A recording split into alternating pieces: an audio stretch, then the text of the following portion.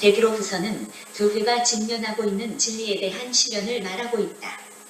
교회에 거짓 선지자와 거짓 선생이 침투하여 혼란을 부추기고 있었다. 이러한 이단들의 활동은 크게 세 가지이다. 그것은 성경의 진리를 바르게 해석하지 아니하는 것과 성적인 타락을 당연하게 여기는 것과 종말의 그리스도의 재림을 부정하는 것이다. 이러한 이단들의 특성은 오늘날에도 여전히 나타나고 있다. 이러한 이단들의 가르침에 영향을 받아 교회에서 사람들이 떠나갔던 것이다. 이에 베드로는 둘째 편지를 통하여 이를 바로잡고 하나님의 부르심과 택하심을 굳게 하라고 권면한다. 교회가 성경의 진리 위에 든든히 서는 것은 너무도 중요하다. 진리 위에 기초하지 않는 교회는 무너지게 된다. 성경의 진리는 교회의 기둥이며 터이다.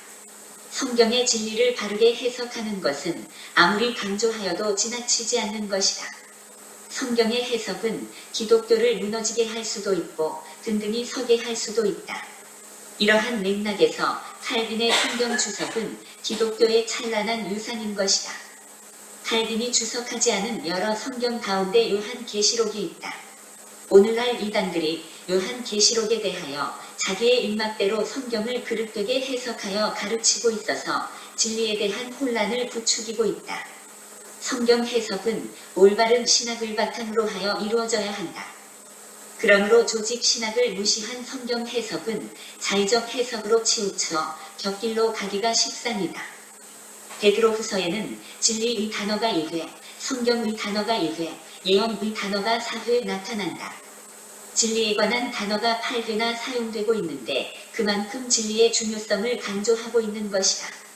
1:12에서는 너희가 진리에 서 있으나 그 진리를 생각나게 하려 한다고 말한다. 1:19에서는 진리의 해석에 주의할 것을 부탁한다. 1:20에서는 성경의 모든 예언을 사사로이 해석하는 것을 금지하고 있다. 1:21에서는 성경은 사람의 뜻이 아니라 성령께서 주신 하나님의 뜻임을 강조한다. 2에서는 진리를 그릇되게 해석하여 성적 윤리의 타락을 가져왔으며 그로 말미암아 진리의 도가 세상으로부터 비방을 받게 되는 것을 말한다. 3에서는 거룩한 선지자들이 예언한 구약 성경과 예수께서 사도들에게 명령하신 신약 성경을 단단히 붙잡아야 할 것을 말한다. 36에서는 성경의 어려운 부분에 대하여 무식한 자들과 연약한 자들이 교묘하게 억지로 풀다가 스스로 멸망하게 된다는 것을 말한다. 거짓 선지자들과 거짓 선생들이 진리를 그릇 해석하여 그리스도인들을 유혹하므로 이에 사도 베드로는 구주 예수 그리스도의 은혜와 그를 아는 지식에서 자라가기를 부탁하고 있다. 이단들은 교회를 파괴하기 위하여 성적 유혹을 일삼는다. 여기서 성적인 욕망을 나타내는 단어가 다양하게 사용되고 있다. 호색과 정욕과 음신과 탐욕과 유혹하다의 단어가 12회 정도 나타난다. 노아 시대에 하나님의 아들들과 사람의 딸들이 결혼하여 성적으로 타락한 것이 하나님의 물심판의 기초가 된다. 소돔과 고모라, 성배 성적 타락 곧 동성연애는 유황과 불을 기같이 쏟으시는 하나님의 불심판의 원인이었다. 그올의 아들 발람의 꾀로 말미암아 이스라엘 자손들이 모압 여인들과 바알 숭배에 동참하여 성적인 타락에 빠져서 하나님의 연병의 심판을 받았다. 이러한 성적 타락은 불의와 불법과 무법의 세계로 나아가게 하여 하나님과 멀어지게 한다. 베드로는 성적 타락을 이기도록 하는 신의 성품에 대하여 말한다. 신적 성품은 육체의 정욕 때문에 세상에서 썩어질 것을 피하도록 돕는다. 신적 성품이 없는 자는 맹인과 같아서 죄 가운데 쉽게 넘어지게 마련이다. 여기서 거룩한 신적 성품 8가지를 말하고 있는데 그것은 믿음과 덕과 지식과 절제와 인내와 경건과 형제 우애와 사랑이다. 특히 덕과 절제와 경건과 사랑은 육체의 성적인 욕망을 강력하게 억제하는 것이다. 이단들은 그리스도의 재림에 대하여 실망하게 만든다. 그리스도의 재림이 없다고 말하거나 이미 그리스도의 재림이 지나갔다고 말하여 낭망하게 만든다. 말세에 그리스도의 재림을 조롱하는 자들이 일어나지만 그리스도의 재림은 반드시 이루어진다. 그리스도의 재림이 더딘 이유는 진노의 날이 오기 전에 아무도 멸망하지 않고 다 회개하여 구원에 이르기를 원하시기 때문이다. 재림의 시간에 대하여 인간의 시간 개념으로 판단할 일이 아니다. 주께는 하루가 1000년 같고 1000년이 하루와 같다. 주의 목전에는 1000년이 지나간 어제 같으며 밤의 한경점 같을 뿐임이니이다. 재림의 시간을 역사적으로 계산하여 정확하게 맞추고자 하는 모든 시도는 허구임이 드러났다. 그러나 그 날과 그 때는 아무도 모르나니 하늘의 천사들도 아들도 모르고 오직 아버지만 아시느니라. 주의 날은 도둑과 같이 갑자기 임한다. 홍수 전에 노아가 방주에 들어가던 날까지 사람들이 먹고 마시고 장가 들고 시집가고 있으면서 홍수가 나서 저희를 다 멸하기까지 깨닫지 못하였으니 인자의 임함도 이와 같으리라. 주의 날에는 하늘이 떠나가고 땅의 물질이 뜨거운 불에 풀어지는 큰 변화가 있고 새 하늘과 새 땅이 임한다.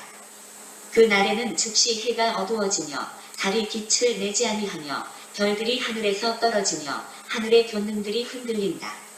이러한 종말의 징조는 전쟁과 기근과 전염병과 큰 지진과 바다와 파도의 성난 소리와 거짓 선지자와 적그리스도의 출현으로 나타난다.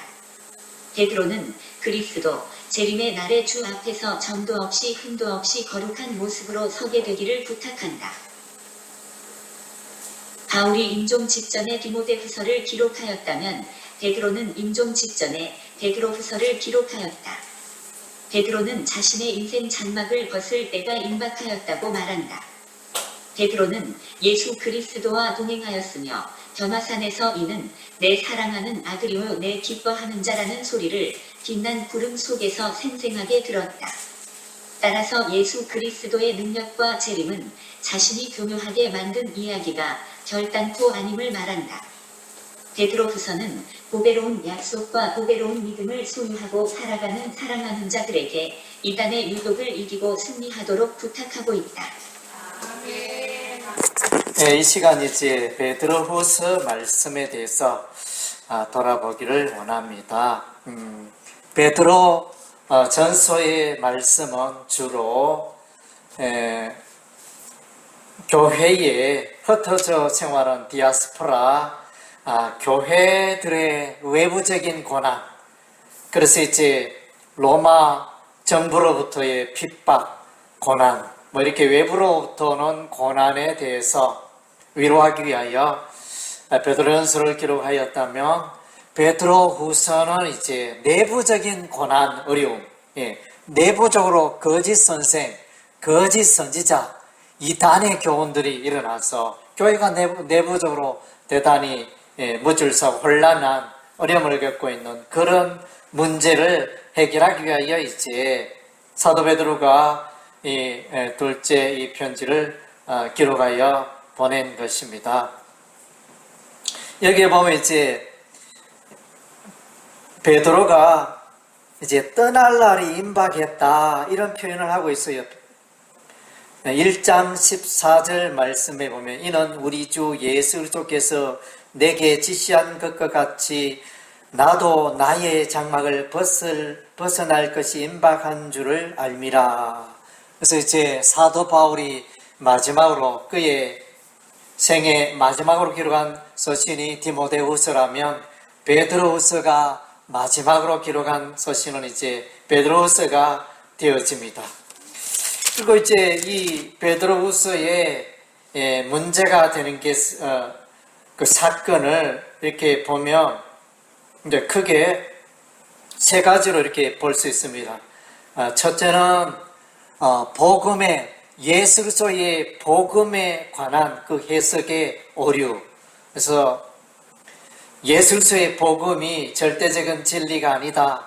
거기에 집착할 필요가 있느냐 이러면서 예수 그리스도의 복음의 진리를 흔드는 이런 문제가 있었고, 두 번째는 이제 성적인 타락입니다. 이단들이 우리 육체는 중요하지 않다. 영혼만 중요하지. 육체는 더럽고 타락했으니 마음껏 이렇게 성적인 것에 매이지 않아도 된다. 이러면서 이런 이제 거짓 교훈 진리를 가르쳤습니다. 그리고 이제 세 번째는 예수 그리스도의 재림에 관한 그 교훈에 대해서 예수님의 재림이 어디 있느냐? 지금까지 예수님이 오지 않았는데 어떻게 또 다음에 또 예수가 오겠느냐? 이러면서 예수 그리스도의 재림을 기다리고 소망하는 교회를 흔들고 요동하는 이런 이제 일들이 세 가지 일들이 있었습니다. 그래서 이제 베드로서는 이런 이제 세 가지 문제를 짚고 있죠. 그래서 이제 이러한 교회의 혼란의 문제를 해결하기 위하여 제일 중요한 것은 여기 이제 진리에 서 있는 것, 신구약 성경의 말씀의 그 진리를 올바로 알고 붙잡고 해석하고 그 가운데 서 있는 그것이 너무너무 소중하다는 것입니다.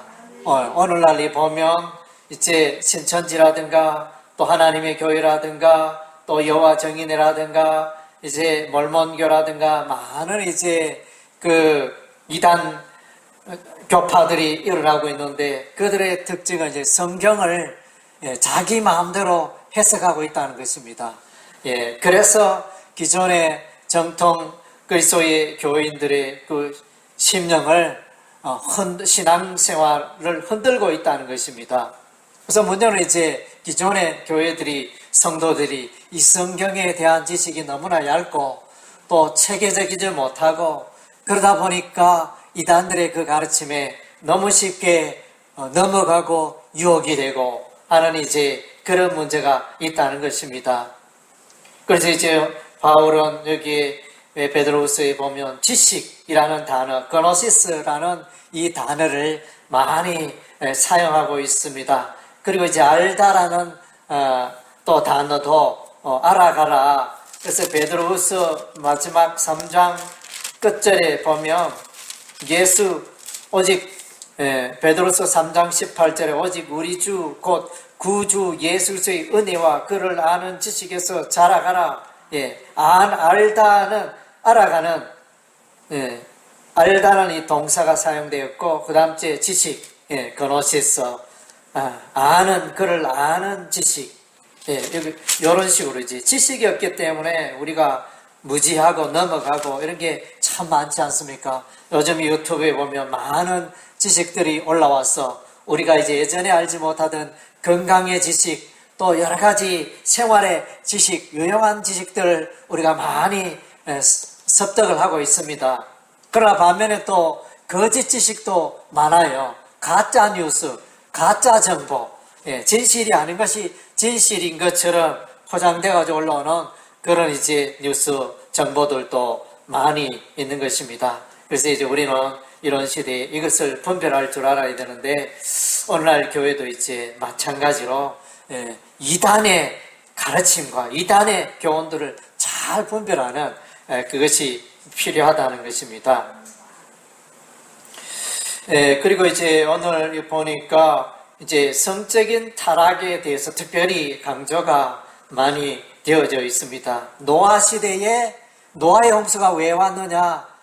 결국은 거기 보면 하나님의 사람의 아들들과 또 세상 사람들의 그 아들들이 결혼을 육체로 연합하고 결혼하여 하나님의 뜻과는 거르뜨게 가는 그런 장면을 말씀해요. 그 사건 이후로 하나님께서 그 땅의 사람들을 썰어버기로 작정하시고 노아의 홍수를 내리십니다. 창세기 6장 앞부분에 그런 내용이 나오죠. 그리고 나아가서 이제 소돔과 고모라의 유황 불못이 떨어지는 그 장면이 창세기에 나오죠. 그래서 동성연애, 소돔과 고모라는 동성연애의 도시였습니다. 하나님의 창조의 질서를 떠나서 남자가 남자로 여자가 여자로 더불어 연애하는 결혼하는 이런 이제 악한 일로 성적 타락으로 인하여 하나님께서 불과 유황을 내리셨죠. 그래서 이제 이 소돔과 고모라 도시를 심판하십니다. 그리고 나아가서 성경에 보면 이제 발람이라는 선지자가 등장합니다. 마술사 뭐 이렇게 할 수 있겠죠.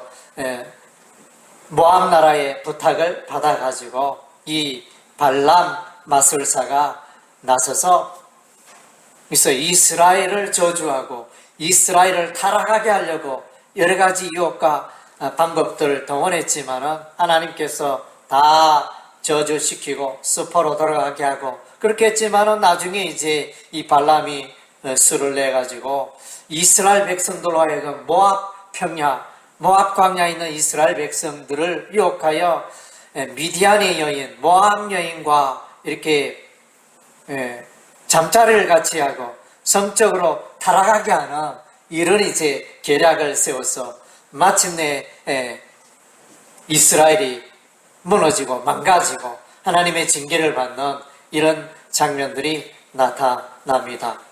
그리고 이제 나아가서 오늘 베드로후서에 보면 여기에 신약 시대에 성적으로 타락한 그 모습을 발견하게 됩니다. 그래서 이제 이 장은 주로 그런 내용, 거짓 선지자, 거짓 선생 이들은 이제 2장 2절에 보니까 호색하는 것을 따르니 그래서 성적으로 중독되어 있는 이런 모습을 볼 수 있고 그래서 이제 성적으로 유혹하고 하나님의 창조의 질서에 응하지 않는 이런 이제 모습을 봅니다. 14절에 보면 음심이 가득한 눈을 가졌다. 그랬고 탐욕에 연단된 마음을 가진 자들이고 그래서 늘 성적인 일에 관심을 가지고 이렇게 살아가는 그래서 마음껏 이렇게 성적인 그런 즐거움을 쾌락을 즐겨도 아무 문제가 되지 않는다 이렇게 잘못 가르치는 이런 이제 타락된 모습을 우리가 발견하게 됩니다. 그러나 이제 이러한 자들에 대해서 우리 하나님께서 반드시 심판하신다 말씀해주고 있습니다. 천사들도 천사들의 타락의 장면이 나타나는데 천사들의 타락은 이제 사람을 창조하기 이전에 있었던 그 천사들의 타락 2장 4절에 보면 하나님이 범죄한 천사들을 용서하지 아니하시고 지옥에 던져 어두운 구덩이에 두어 심판 때까지 지키게 하셨으니 이제 사람을 창조하기 전에 천사의 타락을 이제 가르치고 있다. 성경을 그렇게 사람들은 신학자들은 그렇게 해석을 합니다. 그래서 이제 성적인 타락을 주의하라. 그것은 이제 올바른 진리가 아니다. 그래서 성경이 가르쳐준 진리는 육체적으로 깨끗하고 또 영적으로도 깨끗하고 육과 영이 다 하나님 앞에 거룩하게 되는 게 하나님 뜻인데 이 이단들은 뭐 영은 깨끗하니까 영은 잘 보존하고 육은 타락했으니까 더러운 것이니까 마음껏 버리고 이렇게 성적으로 타락해도 아무 문제가 없다 이런 식으로 이제 잘못된 교리를 가르치고 있었습니다. 그리고 이제 예수 그리스도의 재림에 관하여 그래서 베드로서 3장에는 이제 재림에 대해서 말씀하고 있는데 4절에 보니까 이르되 주께서 강림하신다는 약속이 어디 있느냐 조상들이 잔으로부터 만물이 처음 창조될 때와 같이 그냥 있다 하니 이러면서 이제 조롱하는 재림 그런 거 없다 이러면서 아주 부정하는데 그래서 이제 해석을 합니다. 하루가 천년 같고 천년이 하루 같은 이것을 잊지 마라. 하나님께서 아직 하나님의 심판이 임하지 않는 것은 모든 영혼들이 회개하고 구원받기를 원하기 때문에 그래서 이제 아직 재림이 임하지 않았다. 심판이 임하지 않았다. 이렇게 말씀해 주고 있습니다. 노아 시대는 물로 심판을 받았지만은 마지막 날에는 불로 우리 하나님이 심판하실 것이다. 불심판을 또한 이제 말씀해 주고 있습니다. 그래서 이제 우리가 심판 날에 거룩하고 의롭고 바로 설 수 있도록 우리의 몸과 삶을 마음을 성결하게 유지해야 할 것을 또한 말씀해 주고 있습니다. 그리고 이제 또 성경 해석에 관하여 베드로서 3장 16절에 보면 또 그 모든 편지에도 이런 일에 관하여 말해서 그 중에 알기 어려운 것이 들어있으니 무식한 자들과 구세지 못한 자들이 다른 성경같이 그것도 억지로 풀다가 스스로 멸망하느니라. 그래서 이제 성경을 억지로 이렇게 인간의 지혜로 막 풀다 보면 이제 영 논리도 맞지 않고 하나님의 원래의 의도와는 다른 그런 이제 성경 해석이 되어집니다. 그래서 이제 오직 예수 그리스도를 아는 지식에서 자라가라 이렇게 말씀해 주고 있고, 특별히 1장 후반부에는 1장 19절에 또 우리에게는 더 확실한 예언이 있어 어두운 데를 비추는 등불과 같으니 날이 새어 샛별이 너희 마음에 떠오르기까지 너희가 이것을 주의하는 것이 옳으니라. 먼저 알 것은 성경의 모든 예언은 사사로이 풀 것이 아니니 예언은 얻는지 사람의 뜻으로 낸 것이 아니요 오직 성령의 감동하심을 받은 사람들이 하나님께 받아 말한 것임이니라. 그래서 이제 성경 해석에 신중하고 성경 해석에 있어서 성령의 인도하심을 받아가지고 올바르고 정확한 해석이 이루어져야 한다. 그것을 이제 말씀해 주고 있습니다.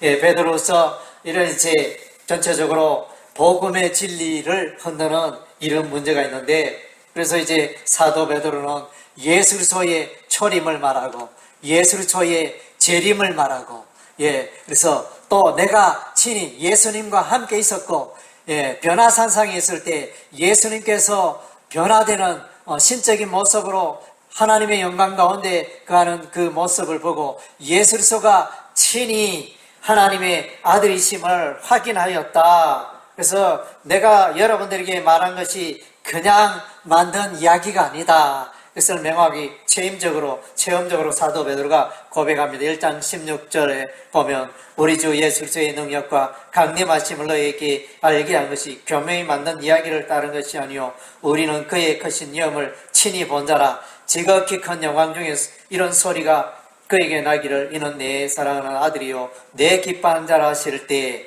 그가 하나님 아버지께 존귀와 영을 받으셨느니라. 그래서 이제 너무나 우리가 전하는 이 복음의 진리는 확실하고 진리다. 그래서 이제 그때 당시 많은 교인들이 이 복음의 진리, 베드로가 가르치는 이 진리, 사도들이 가르치는 이 복음의 진리에 대해서 의문점을 달고 그렇게 회의감이 일어나는 그러한 때에 베드로가 이제 이 예수 그리스도의 복음의 진리를 바로 가르치며 너희가 예수를 아는 지식에서 자라가라 이렇게 부탁해 주고 있습니다. 그리고 이제 베드로후서의 대조가 되는 장면이 있는데, 베드로후서는 이제 독특한 표현이 있는데 1장 4절에 보면 신의 성품에 참여하라.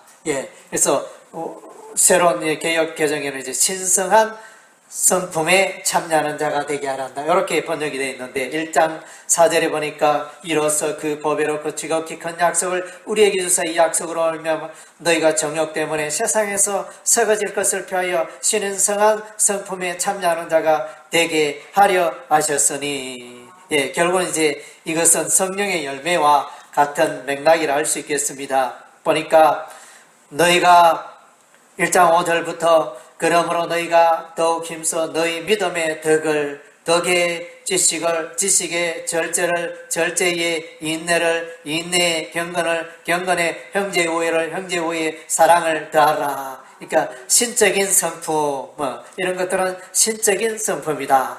다르게 표현하면 이것은 이제 또 성령의 열매가 되겠죠. 사랑과 희락과 화평과 충성과 온유와 절제와 오래 참음과 자비와 양선과 이런 이제 9가지 성령의 열매가 있는데, 결국은 이제 신적인 성품 가운데 나아가는 게 필요하다. 그래서 신적인 이 성품에 날로 진보가 있기를 바란다. 이렇게 말을.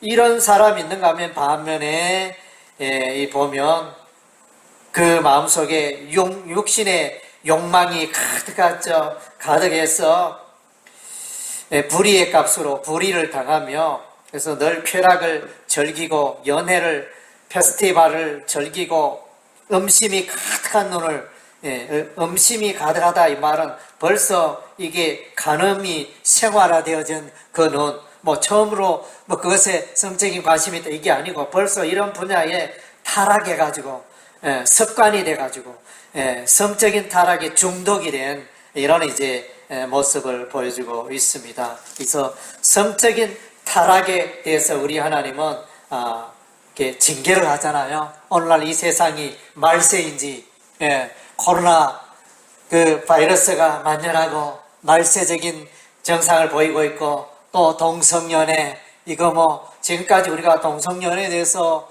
성경에나 있지 일반 사회는 그렇게 걱정하지 않았는데 이것이 막 대대적인 무브먼트가 일어나고 운동이 일어나고 이래서 정말로 동성연애가 자유롭게 보장이 되어지는 이런 법령이 막 올려지고 이래서 우리가 요즘 반대하고 있는데 그래서 이제 성적으로 타락하면 마침내 하나님의 심판이 징계가 임할 수밖에 없다는 것입니다. 그래서 이제 오늘날 이 베드로후서의 이 말씀 우리가 읽으면서 그래서 성경 해석을 우리가 성경의 복음의 진리를 바로 붙들어야 되겠다. 또 우리가 또 우리의 삶이 성적으로 타락되어 있지 않는가 의리의 삶을 돌아보고 또한 이제 우리의 삶은 과연 예수 그리스도의 재림을 소망하고 기다리고 예수 그리스도의 재림을 의심하고 있지는 않는가. 그래서 이제 우리의 삶을 돌아보고 이렇게 늘 이제 경건의 삶을 연습하고 깨어있고 또 이렇게 이단 세력을 물리치고 승리하는 우리의 삶이 되어야 할 줄로 믿습니다. 아멘.